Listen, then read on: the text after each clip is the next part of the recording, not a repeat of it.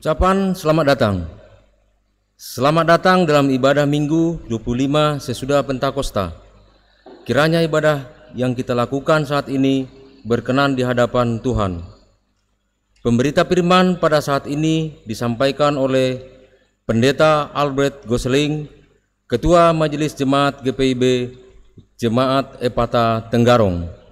Jemaat silakan berdiri menghadap Tuhan dan menyambut firman-Nya hadir di tengah persekutuan kita.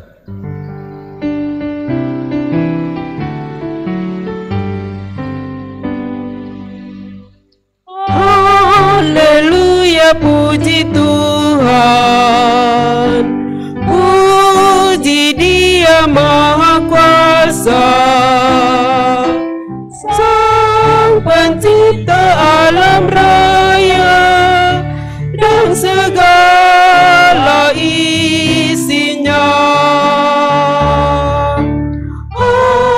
Segala yang bernafas, puji Dia yang di surga. Dia memberikan nafas bagimu. Haleluya, puji Tuhan selamanya.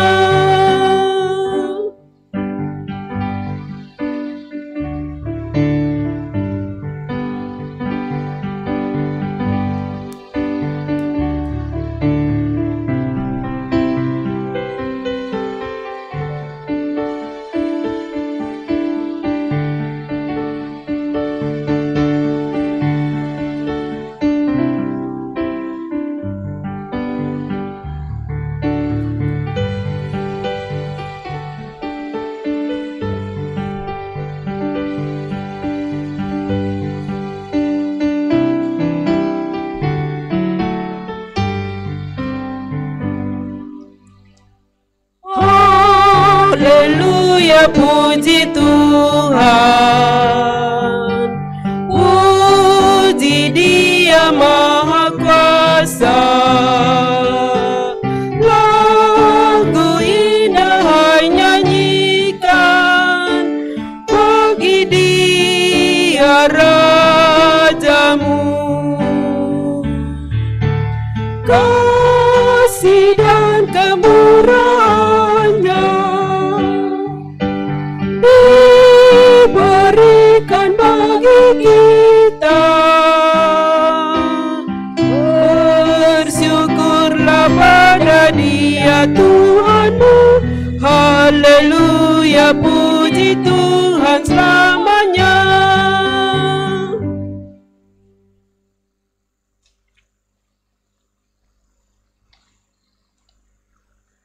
Mari kita tabiskan ibadah ini. Pertolongan kita adalah dalam nama Tuhan yang menjadikan langit dan bumi.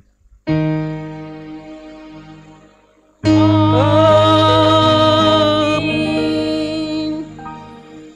Maka Ia berkata kepadaku, engkau harus bernubuat lagi kepada banyak bangsa dan kaum dan bahasa dan raja. Kasih karunia dan damai sejahtera dari Allah Bapa kita dan dari Tuhan Yesus Kristus menyertai kamu. Dan menyertaimu juga.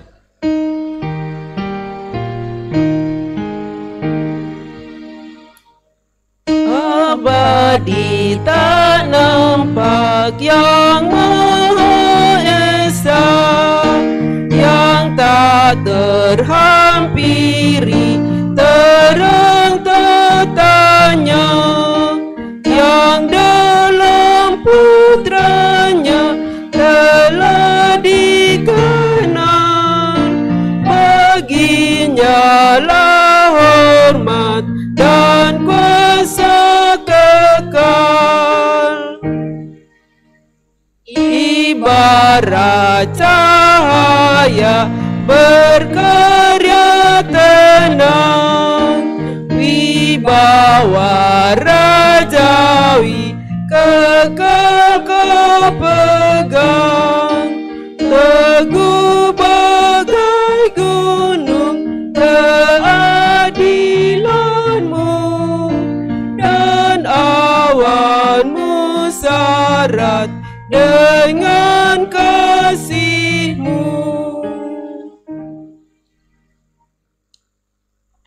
Ya Bapa di sorga, jika kami sebagai umat tidak hidup lebih benar daripada mereka yang tidak beriman pada Yesus Kristus sebagai Tuhan dan Juru Selamat, maka ampunilah kami, biarlah Engkau menahan amarah-Mu dan memberikan pengampunan-Mu pada kami. Sebab kadang kami sengaja melawan kehendak-Mu. Inilah doa kami dalam nama Tuhan Yesus Kristus, kami memohon padamu ya Bapa di sorga.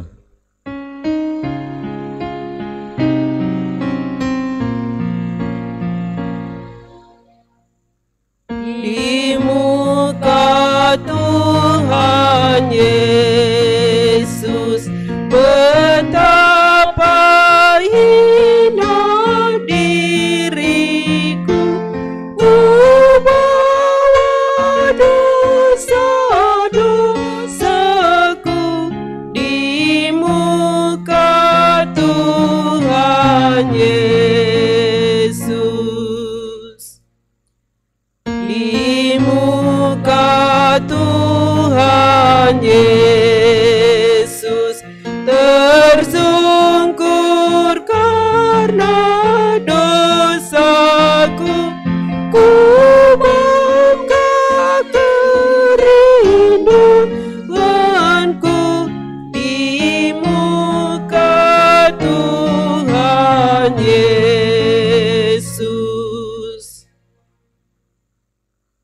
Pada setiap orang yang telah mengaku dosa dan bertobat,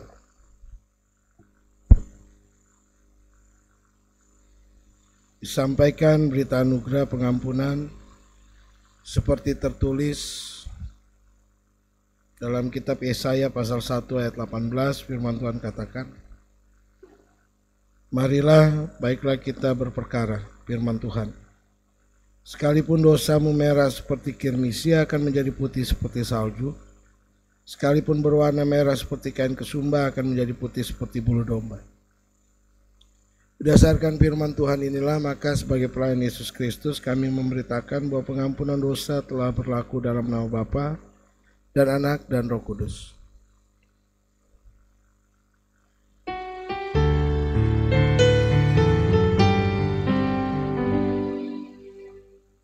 Maukah dosamu dihapus bersih, besar kuasanya darah Tuhan. Kau kan menari kuasa kegelapan, ajaib kuasa darah kudus. Ada kuasa dalam darahnya Anak domba Allah. Ada kuasa dalam darahnya, darah Anak domba Allah. Maukah engkau meredam hasratmu, besar kuasanya darah Tuhan. Datang segera kau dibasuh bersih, ajaib kuasa darah Tuhan. Ada kuasa dalam darahnya Anak domba Allah. Ada kuasa dalam darahnya, darah Anak domba Allah. Mari berdiri untuk mendengar perintah hidup baru seperti tertulis dalam kitab Kolose pasal 2 ayat 7 sampai 8. Firman Tuhan katakan, hendaklah kamu berakar di dalam Dia dan dibangun di atas Dia. Hendaklah kamu bertambah teguh dalam iman yang telah diajarkan kepadamu, dan hendaklah hatimu melimpah dengan syukur. Hati-hatilah supaya jangan ada yang menawan kamu dengan filsafat yang kosong dan palsu, menurut ajaran turun-temurun dan roh-roh dunia, tetapi tidak menurut Kristus. Roh Kudus menolong kita mewujudkan kemuliaan Allah dalam seluruh hidup dan kesaksian kita di dunia. Kemuliaan bagi Allah di tempat yang maha tinggi, dan damai sejahtera di bumi di antara manusia yang berkenan kepadanya. Silakan. Bapak Ibu yang Yesus kasihi, pembacaan firman Tuhan hari ini akan terambil dari kitab 2 Korintus pasal 3 ayat 1 sampai ayat 11. 2 Korintus pasal yang ketiga ayat yang pertama sampai dengan ayat 11. Sebelum kita baca dan renungkan, kita akan mohon bimbingan Roh Kudus. Kita berdoa. Tolong kami Bapa untuk memahami sabda-Mu. Terangilah hati dan pikiran kami dengan Roh-Mu yang kudus, agar kami bisa memahami setiap perkataan Tuhan di dalam perenungan kami saat ini. Dalam nama Putra-Mu Yesus Kristus, firman yang hidup, kami sambut sabda-Mu. Amin. Jemaat Tuhan, mari berdiri untuk mendengarkan firman Tuhan. Haleluya.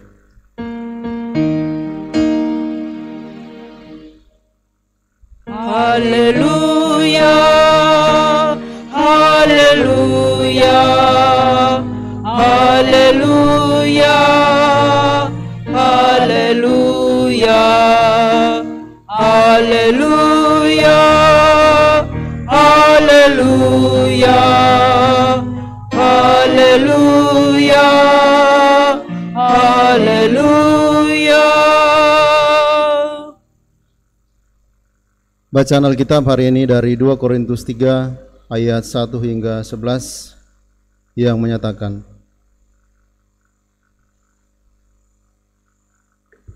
adakah kami mulai lagi menunjukkan diri kami, atau perlukah kami seperti orang-orang lain menunjukkan surat pujian kepada kamu atau dari kamu?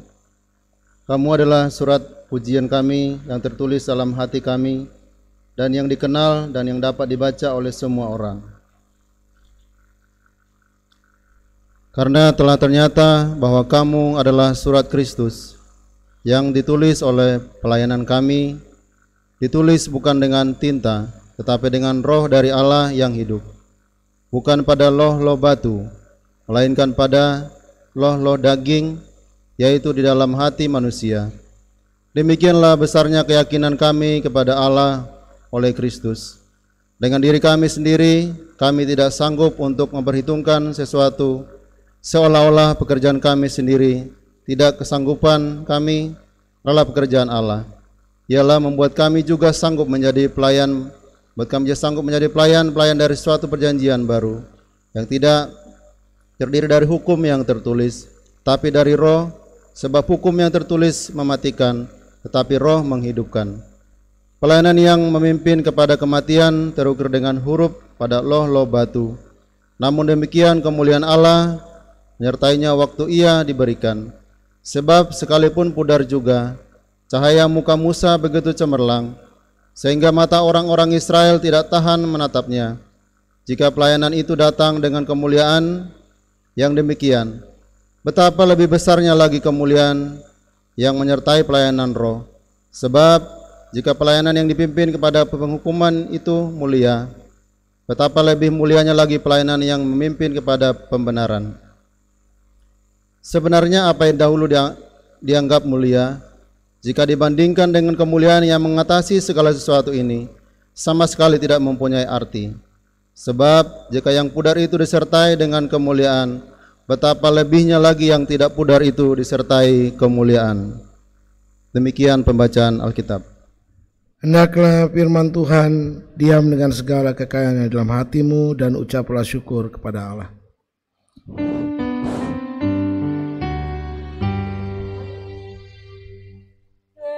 padamu puji-pujian, mada syukur dan segala kemuliaan. Ya Bapa, Putra, Roh Kudus, sampai kekal selama-lamanya. Silakan kembali.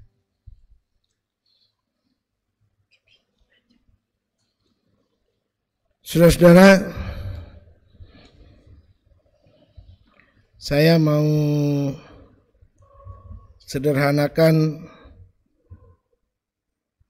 penjelasan dari teks 2 Korintus pasal 3 ayat 1-11 ini.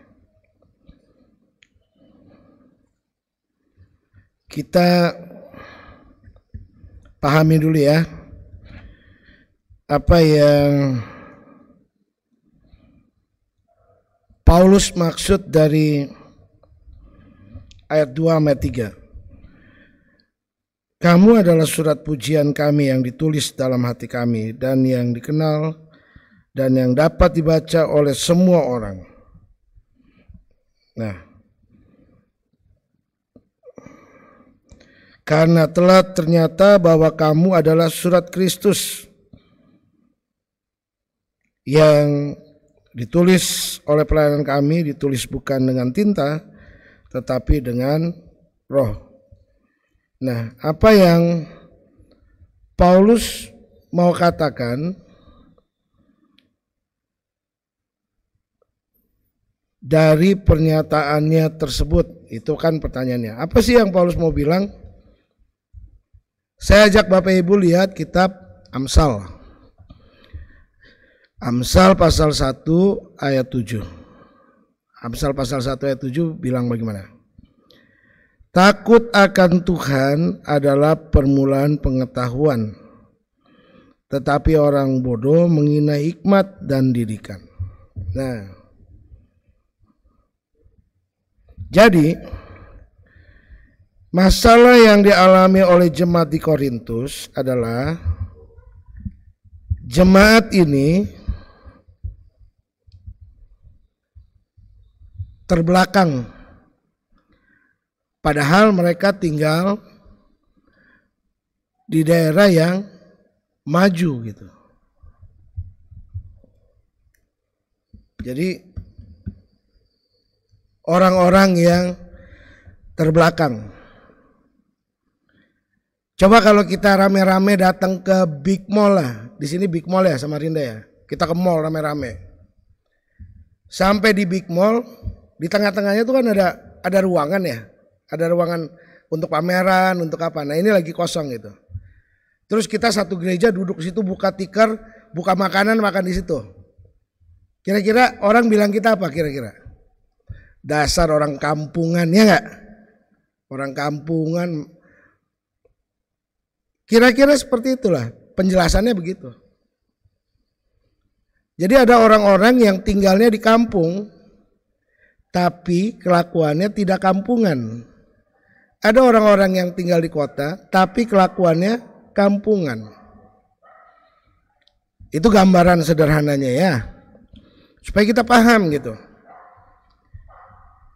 Masih lebih bagus kita tinggal di kampung, tapi tidak kampungan, daripada kita tinggal di kota, tapi kita kampungan. Apa ciri-ciri orang kampungan? Tahu nggak ciri-ciri orang kampungan?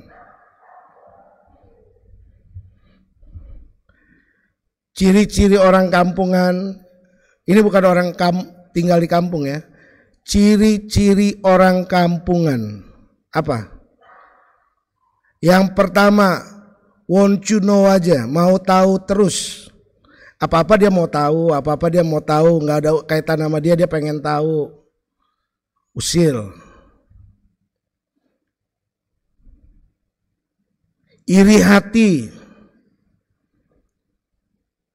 Kalau dengar ada orang yang berhasil, sakit hati. Dengar ada orang yang dapat rezeki, sakit hati. Kalau kita puji orang lain di depan dia, sakit hati. Itu orang kampungan. Wah, Pak Pendeta, orang-orang kayak gitu kayaknya saya ketemu banyak. Ya udah, kampungan lah dia. Nanti Pak Pendeta gak disukain, sebodoh amat. Emang orang kampungan begitu.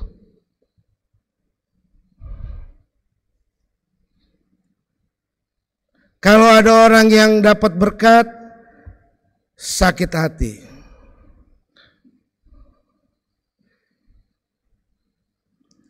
Itu orang-orang kampungan.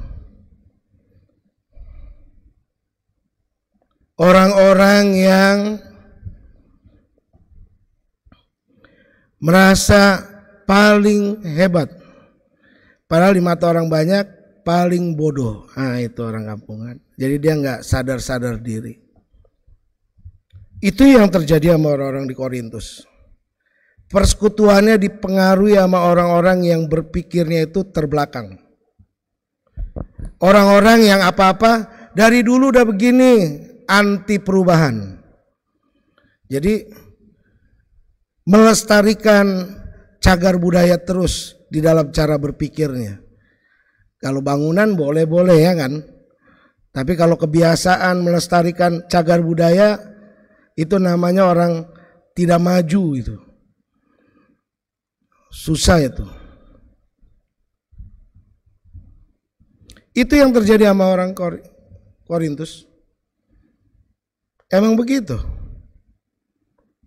Mereka lihat tradisi-tradisi. Oh, dalam tradisi kami itu nggak bisa kayak gini, harus begini. Akhirnya apa? Nggak maju-maju. Walaupun tinggalnya di kota besar, tapi tidak ada artinya.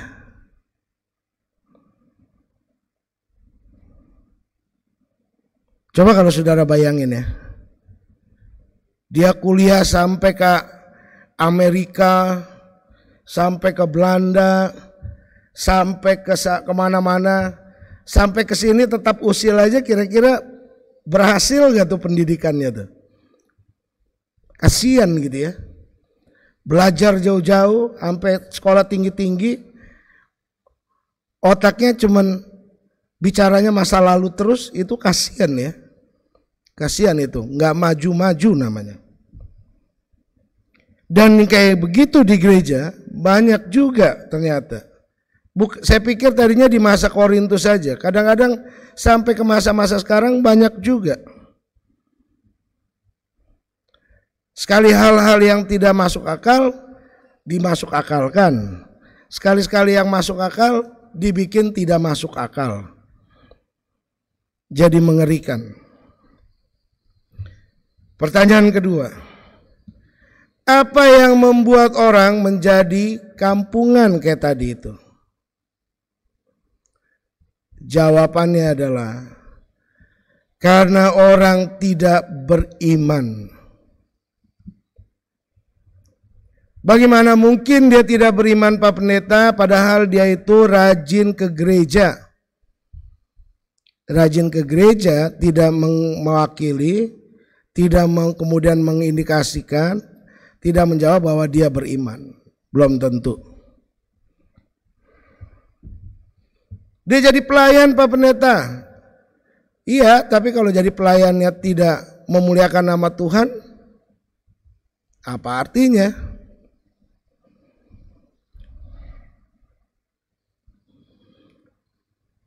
Paulus bilang, kamu adalah surat Kristus yang terbuka, yang bisa dibaca oleh banyak orang.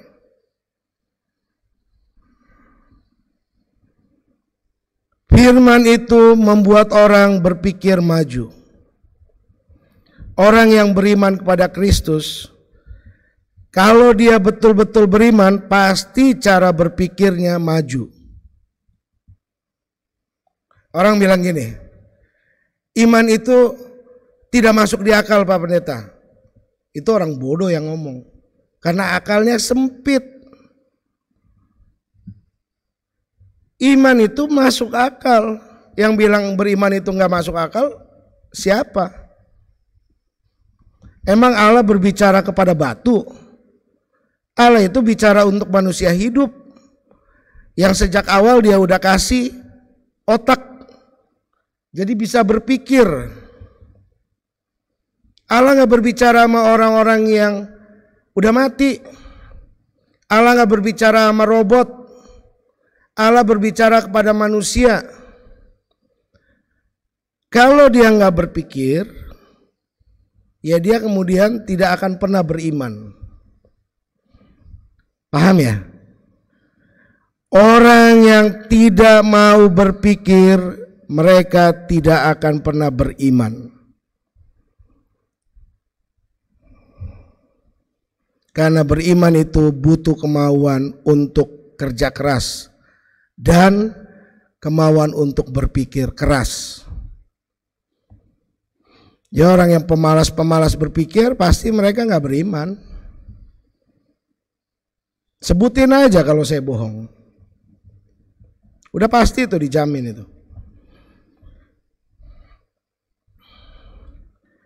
Orang-orang yang beriman itu dia berpikir,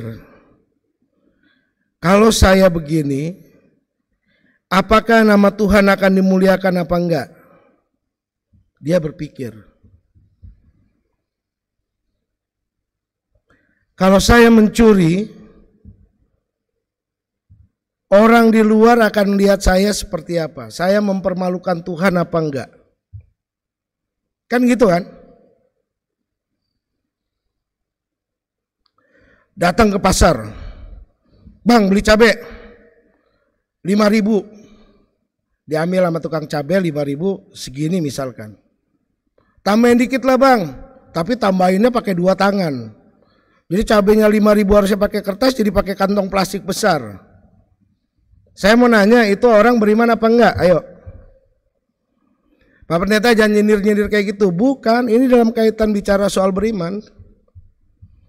Saya satu pasar udah tahu kalau dia yang datang modal belanjanya 2.000, tapi bisa bawa belanjaan seakan-akan 50.000 karena tambahannya lebih banyak daripada yang dia beli. Apa yang terjadi? Dia mempermalukan Tuhan lewat dirinya. Yang kayak begitu beriman nggak? Nggak bakal beriman karena dia nggak berpikir. Itu contoh yang paling gampang aja lah. Nggak usah bicara yang korupsi-korupsi, itu udah contoh paling berat itu.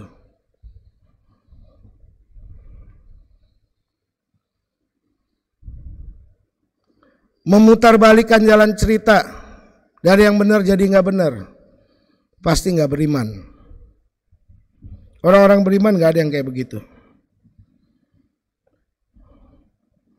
Takut nanti dimusuhin. Aduh, saya nggak berani deh, nanti semua musuhin saya gitu. Yang kayak begini lah beriman. Beriman nggak? Nggak mungkin beriman. Orang beriman itu siap pikul salib. Kalau cuma baru dimusuhin bilang beriman, itu bohong namanya. Beriman itu kaitannya sama berani, bukan penakut. Beriman itu kaitannya sama jujur, bukan pembohong. Beriman itu kaitannya dengan murah hati, bukan pelit. Beriman itu kaitannya sama mau menolong, bukan mau menjatuhkan. Beriman itu kaitannya dengan kesetiaan, bukan pengkhianatan. Beriman itu berbicara tentang orang memiliki kerendahan hati, bukan berbicara pakai bahasa rendah hati tapi berbau kesombongan. Banyak orang yang ngomongnya kayaknya rendah hati tapi sombongnya luar biasa, banyak.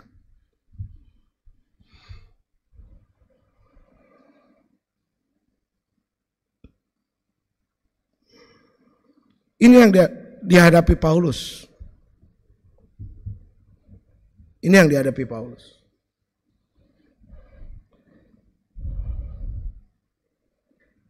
Orang bilang dalam tradisi kita begini.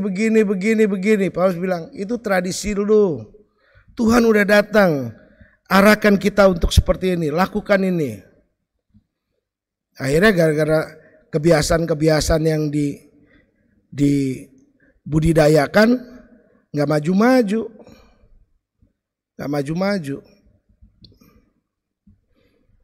Datang orang yang mau memajukan, jadi aneh. Bisa jadi lawan. Coba kalau orang suami istri, habis kawin, 2 hari kemudian, udah tidurnya kan bersama kan. Suaminya bilang, "Mah, kenapa mau bangunnya jam 1 terus, padahal tidurnya dari jam 7 malam. Inilah aku apa adanya, dari dulu juga aku begini, mamaku aja nggak ngelarang." Coba bayangin. Kira-kira istri kayak gitu gimana tuh sama suaminya? Bagus dia nggak ditonjok ya. Kalau dia nggak diajak ngomong lagi, memang dia tahu diri langsung. Betul nggak? Jadi apa yang udah biasa dilakukan seakan-akan nggak boleh dirubah gitu. Padahal hanya karena pemalas, hanya karena penakut, hanya karena munafik, dirubah nggak mau.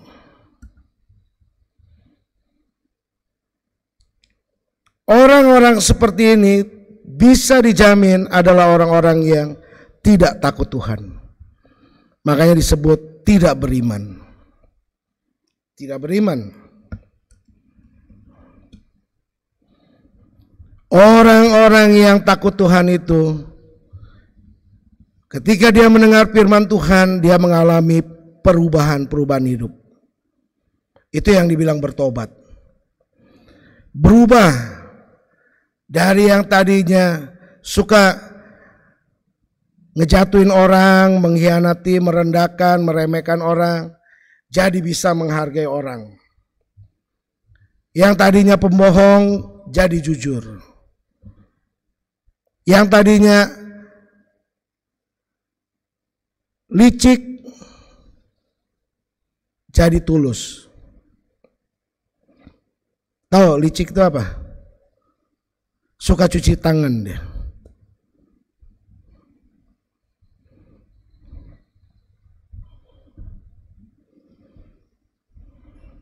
Orang yang mau jadi orang beriman itu, dia harus berpikir. Kalau dia nggak berpikir, dia nggak akan pernah jadi orang yang beriman pada Kristus. Karena nanti datang yang sana ngajarin ini bimbang, ngajarin yang ini bimbang. Akhirnya hidup dalam kebimbangan. Masuk dengerin firman dari channel YouTube Ephata, dengerin lagi dari channel YouTube gereja yang lain tentang hal yang sama, akhirnya bimbang sendiri. Karena nggak mau berpikir, semuanya main iya ya, iya ya, iya ya. Orang bisa menghasut kita dengan alasan dan kata-kata yang kelihatannya baik serta rohani, tapi belum tentu benar. Tapi kalau Anda percaya kepada firman Tuhan dan hidup seperti yang Tuhan katakan, Anda pasti akan menjadi orang yang maju. Orang beriman itu hidupnya maju. Bukan kaya ya, maju. Kaya itu bisa didiskusikan. Gampang gak jadi orang kaya? Gampang. Gak susah jadi orang kaya. Kemarin saya nonton cerita tentang penipuan. Orang ditipu sama pembangunan rumah. Yang nyetor udah pada banyak. Nasabahnya hampir 100 kali itu. Coba kalau satu orang nyetornya 200 juta aja. Kali 100, udah berapa banyak uangnya. Jadi kalau cuma mau kaya gampang. Nipu sana sini bisa kaya. Iya enggak? Nggak usah nipu juga bisa kaya. Banyak. Tapi menjadi orang benar itu nggak gampang.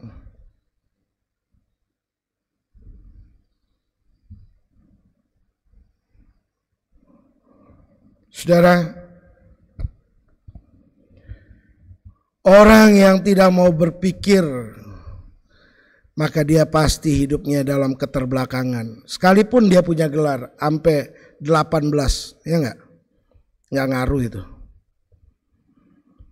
Kalau punya gelar 20 PhD-nya tapi otaknya nggak mampu berpikir, susah lah. Karena pencerahan itu, pendidikan yang berhasil itu, dia bukan hanya membebaskan orang dari kebutahurupan, tapi juga membebaskan orang dari mentalitas budak. Nah, mentalitas budak, kalau dalam diskusi filsafat, mentalitas yang tidak bisa maju. Tapi firman Tuhan membebaskan orang dari semuanya. Kristus datang untuk menyelamatkan semua orang.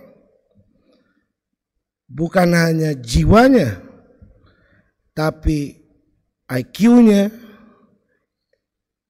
dan juga mentalnya. Karena itu orang yang mendengarkan firman Tuhan dan betul-betul berhidup berdasarkan perintah Tuhan, dalam keberimanannya dia akan hadir di tengah-tengah persekutuan, bukan untuk mengacaukan, bukan untuk menjadi batu sandungan, tetapi untuk ikut memajukan pelayanan dan kesaksian untuk hormat kemuliaan nama Allah. Awal kehidupan yang berhasil dimulai dari takut akan Tuhan. Kalau orang takut akan Tuhan, maka pendidikan-pendidikan yang dia terima akan berhasil mencerdaskan dia. Dan orang-orang yang hidup menurut kehendak Tuhan, mereka tidak akan melupakan masa lalu, tapi mereka tidak akan menjadikan itu sebagai ukuran di dalam kehidupan masa sekarang. Bisa nggak masa lalu itu dijadiin ukuran bagi hidup zaman sekarang? Ayo Bu, kalau misalkan suaminya bilang gini, ini uang belanja, dulu dikasih 100.000 aja bisa ada semuanya. Dulu waktu zaman 5 perakan. Terus kalau sekarang pergi ke pasar sama 100 perak lagi masih cukup? Cukup nggak Bu? Kata suaminya, dulu aja bisa, masa sekarang nggak bisa? Itu suaminya kalau sampai ada yang kayak gitu udah pelit, nggak update lagi ya, nggak update lah itu. Bisa pakai ukuran zaman dulu untuk zaman sekarang? Bisa nggak? Nggak bisa dong. Sekarang bedanya banyak. Bisa nggak zaman dulu pakai zaman sekarang ukurannya? Nggak bisa. Jadi kalau orang yang apa-apa bicaranya, kami dari dulu udah begini, itu orang yang nggak akan maju. Kalau di dalam hidup bergereja, mereka nggak beriman. Karena mereka nggak melihat tuntunan Allah yang terus maju. Mereka lupa bahwa mereka adalah surat-surat Kristus yang terbuka, yang setiap saat dibaca dengan kacamata zamannya, bukan zaman yang masa lalu terus, tapi dilihat dengan konteks zamannya.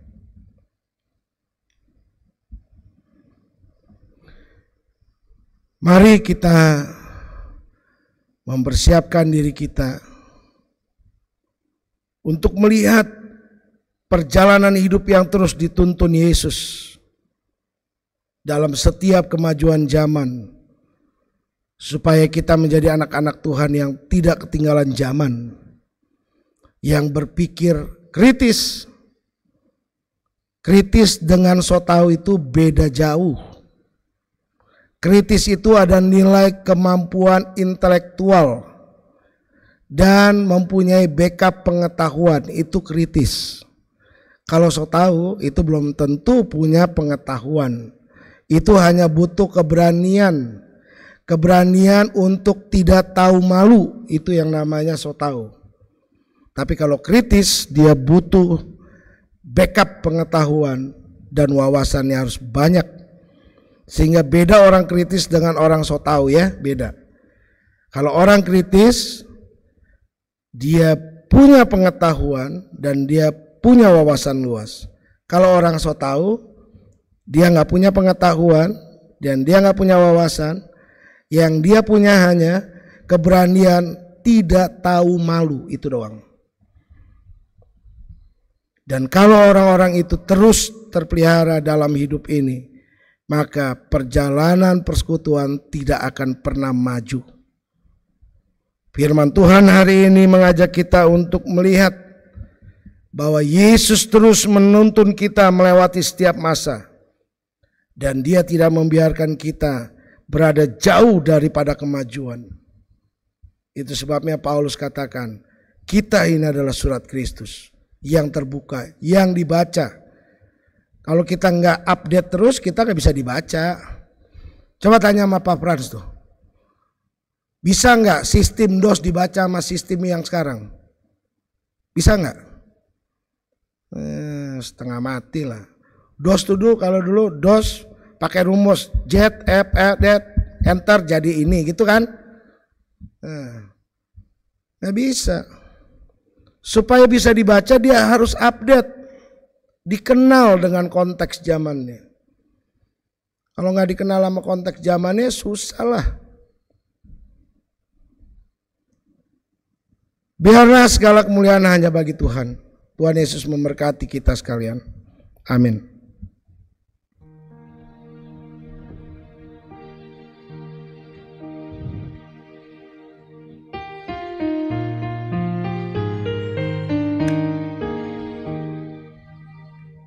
Jika padaku ditanyakan apa akan ku beritakan pada dunia yang penuh penderitaan, kan ku sampaikan kabar baik pada orang-orang miskin, pembebasan bagi orang yang tertawan, yang buta dapat penglihatan, yang tertindas dibebaskan. Sungguh tahun rahmat Tuhan sudah tiba, kerajaan Allah penuh kurnia, itu berita bagi isi dunia.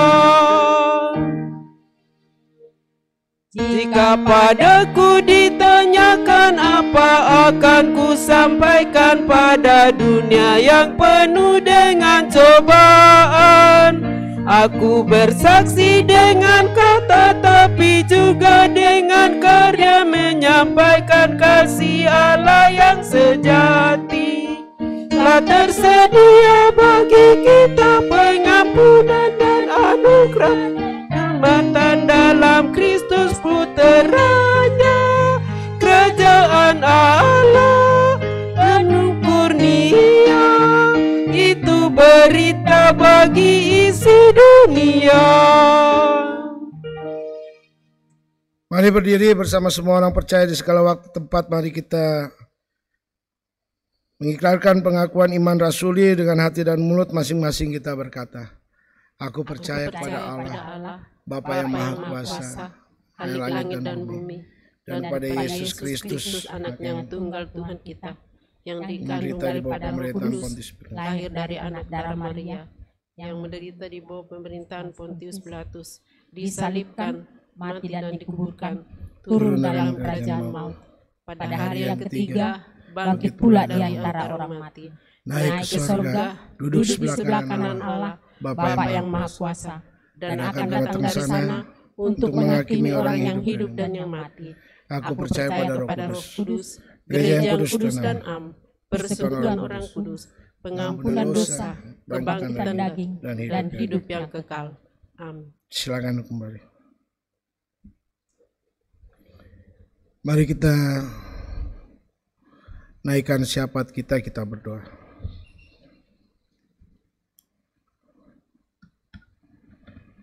Saat ini kami datang kepadamu. Firman yang kami baca dan renungkan, biarlah membuka cara berpikir kami sehingga cara beriman kami dan cara memahami iman itu menjadi lebih masuk akal di hadapan banyak orang. Ketika kami anti kemajuan, maka kami kemudian menjadi orang-orang yang gagal untuk menyeberangkan berita Injil dari masa ke masa. Karena itu Bapa, biarlah kami belajar untuk takut akan Tuhan dan hidup benar di hadapan Tuhan, sehingga kami terus berpikir, sehingga kami tidak diombang-ambingkan dengan ajakan-ajakan, pengajaran-pengajaran yang tidak benar.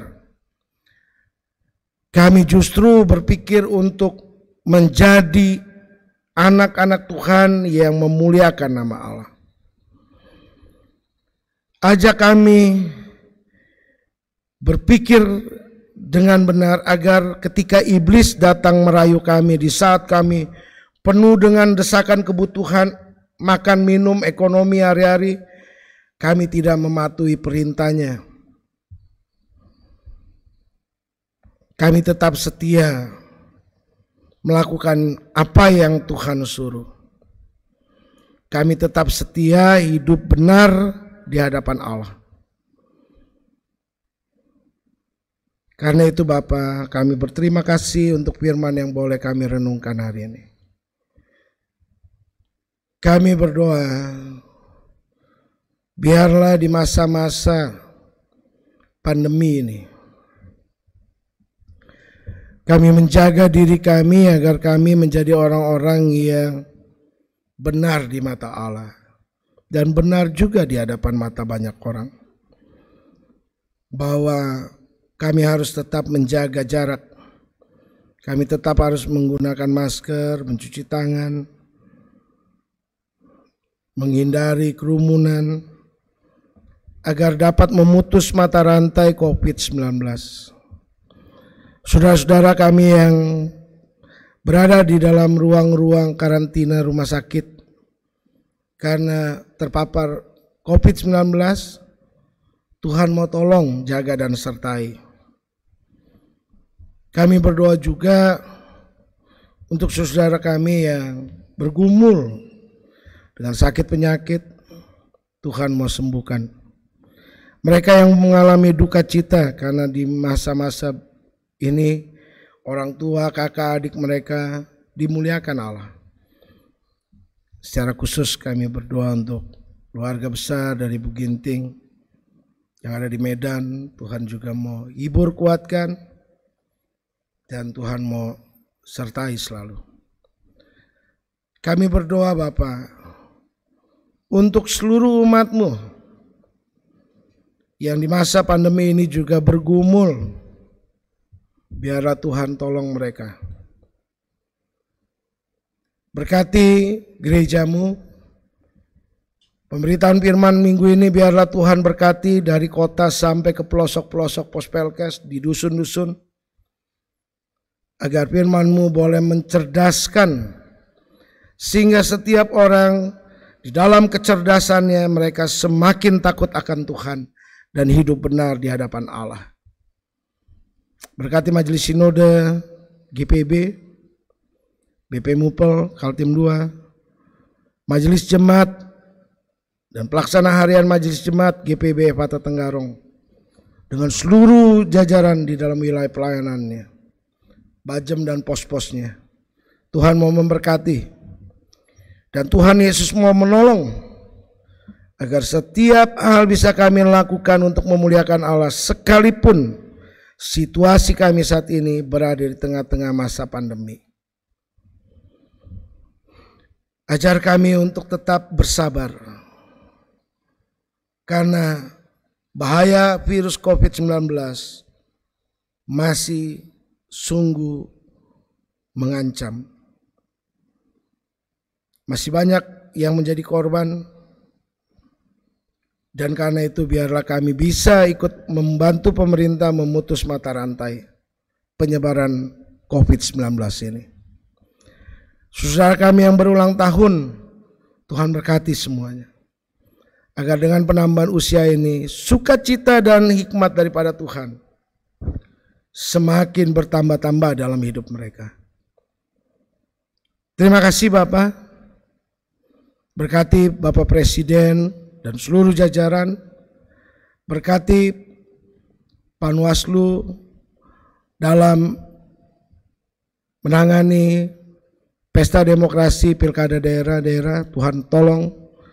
Bawaslu yang dalam mengawasi juga Tuhan tolong. Para calon, bakal calon, Tuhan bantu agar semuanya menjalankan pesta demokrasi ini dengan tetap menjaga diri, menjaga jarak, agar bisa memutus mata rantai COVID-19 dan tetap menjaga keamanan dan kenyamanan di dalam hidup bangsa dan bernegara kami.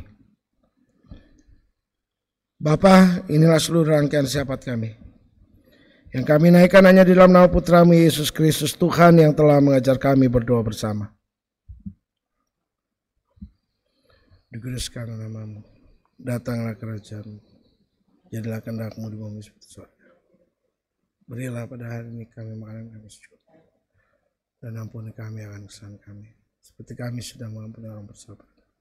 Dan jangan bawa kami dalam cobaan, tapi lepaskan kami pada yang jahat.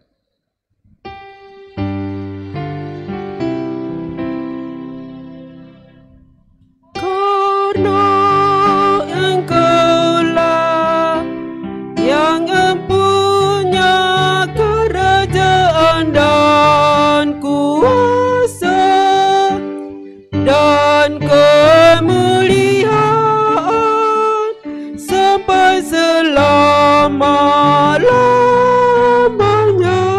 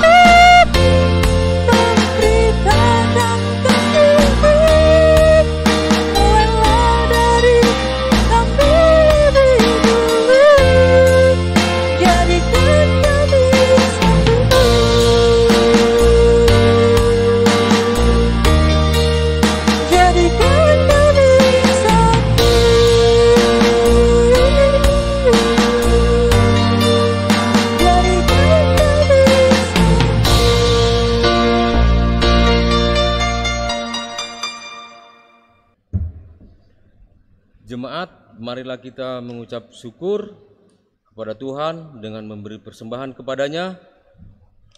Persembahan minggu, juga ucapan syukur dan persepuluhan bisa diberikan ke gereja dan dimasukkan dalam kotak persembahan yang disediakan hari ini atau di hari lainnya sepanjang minggu berjalan.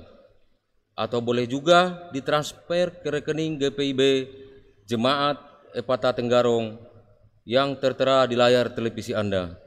Tuhan memberkati saudara dan persembahan saudara.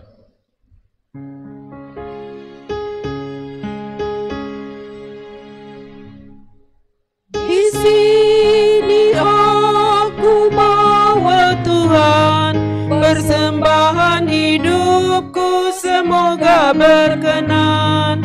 Berapalah nilainya Tuhan dibandingkan berkat-Mu yang telah Kau limpahkan. Terimalah Tuhan, oh terimalah Tuhan.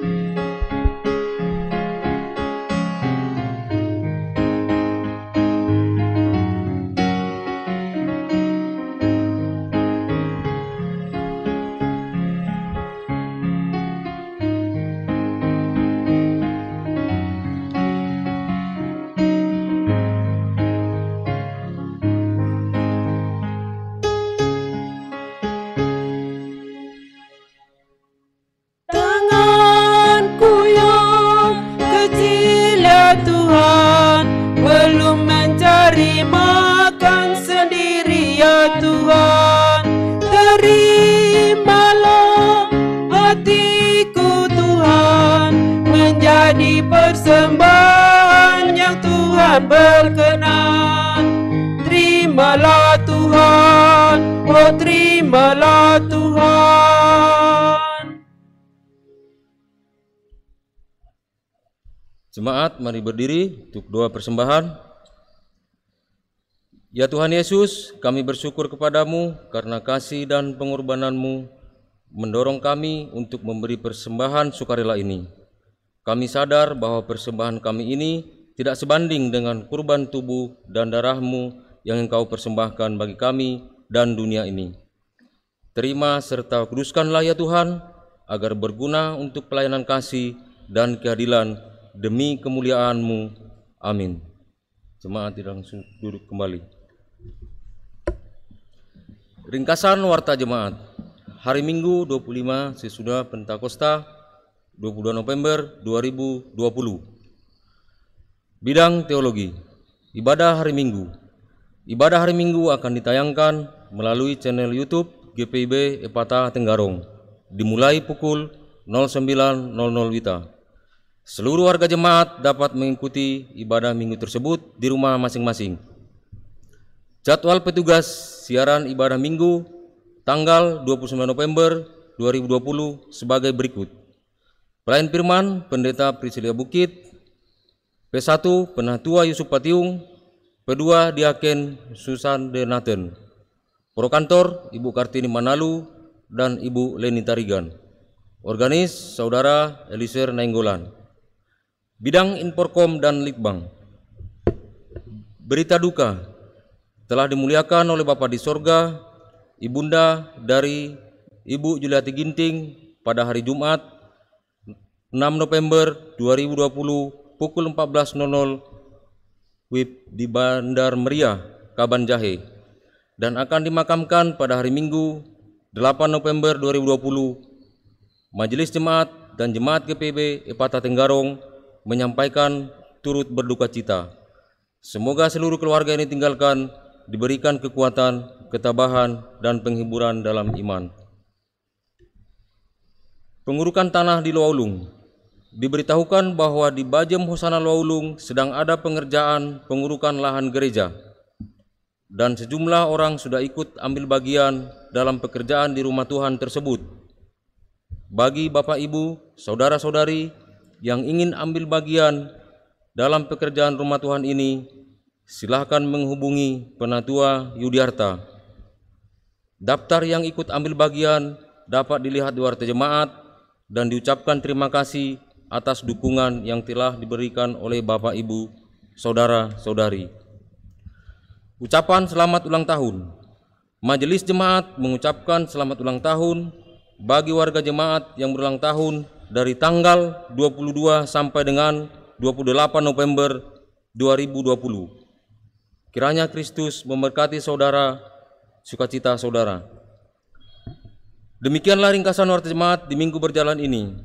Untuk informasi lengkapnya dapat dilihat pada Warta Jemaat yang akan di-share di WhatsApp. Atas perhatiannya kami mengucapkan terima kasih. Kristus memberkati warga jemaat dalam kehidupan dan aktivitas di minggu berjalan ini.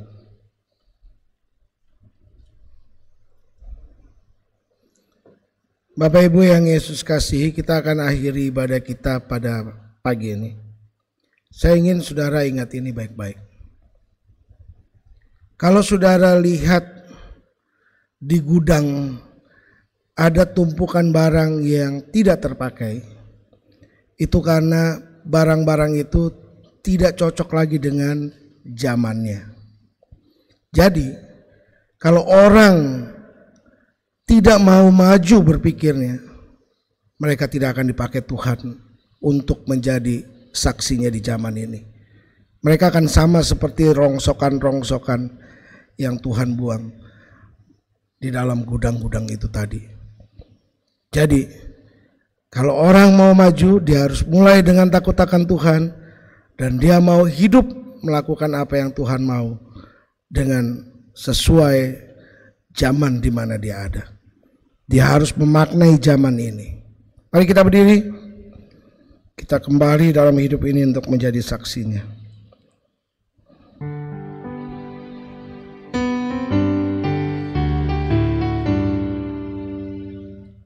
Firman Tuhan sudah kau dengar, laksanakan dalam hidupmu. Firman Tuhan hendaklah kau sebar pada orang di sekelilingmu. Hai, pergi segera, Tuhan utus dirimu, wartakan karya kasih-Nya. Roh Kudus menolongmu dan memimpin langkahmu. Majulah tetap teguh.